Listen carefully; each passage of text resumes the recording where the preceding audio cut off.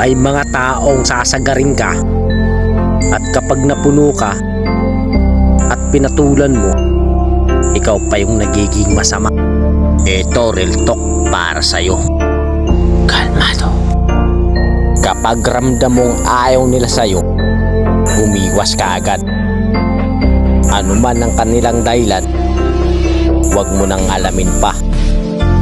Sa dinabi-dami ng tao dito sa mundo, imposible naman kung lahat ayaw sa'yo.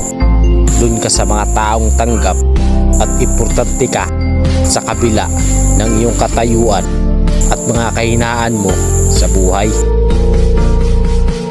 At doon ka sa kaibigan na kahit wala ka, kilala ka.